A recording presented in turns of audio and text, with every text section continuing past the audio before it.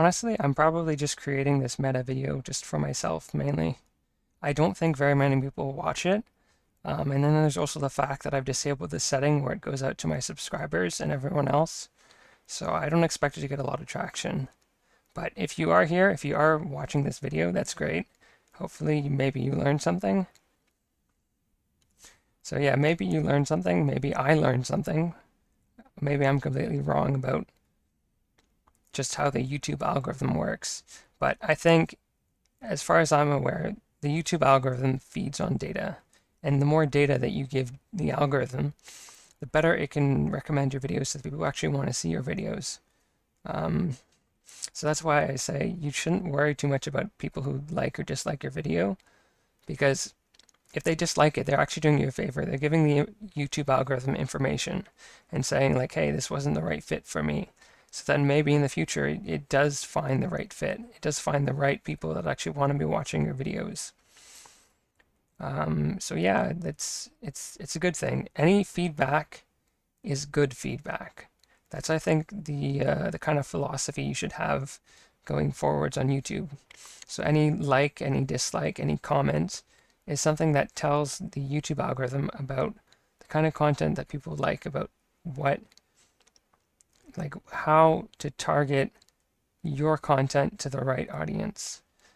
And I think it does take some time, because when you start out as a new YouTuber, you're essentially starting from zero. The YouTube algorithm knows nothing about you.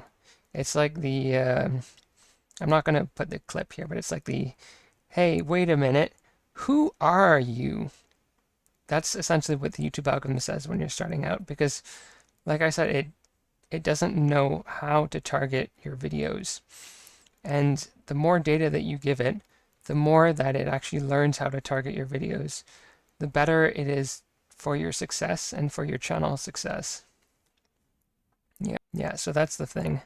Like, you have to pretty much keep grinding and keep putting stuff out there and hope that, one day the YouTube algorithm learns how to actually choose how to actually put your content in front of the right people, the people who want to actually be seeing all the stuff you do, all the work you do. I'll be honest, this meta video is mainly for myself.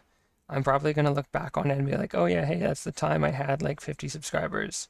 Or quite honestly, maybe I'll just quit YouTube and I'll just stop and like stop making videos, stop posting stuff, just because it's like, it's too much work and it's too much effort. And then maybe I'll still look back on it and be like, yeah, that was a fun hobby for the time being. But I would like to think that sometime in the future I'll have like, I don't know, 1,000 subscribers or 10,000 subscribers, and I'll be able to look back on this and be like, yeah, that was me starting out. Like I said, I'm not even really sure that these numbers are, like, I don't know for certain that vidIQ is actually that trustworthy. I'd like to think that they are. But like, for example, I've had where is, look, Bridge Constructors all the way down here with only like 2,000 search volume. And they have a very low competition factor. But the thing is, I've had like, probably Bridge Constructor is probably it's been the best video game so far in terms of how many views I've actually gotten on my YouTube shorts. So, like I said, I'm not entirely sure if these numbers are accurate. I know there's probably a big factor in terms of luck, in terms of your actual skill at executing in like this sort of space. But like I said, I really don't know. I'm going to try moving forward to actually use these numbers to pick which games we were going to play. So I really hope that vidIQ is actually like these numbers actually mean something. They're actionable. I can actually use them to decide which games to play, because that's probably the biggest thing that I've found. The biggest question that I've had as a gaming YouTuber is simply just, what games do I play?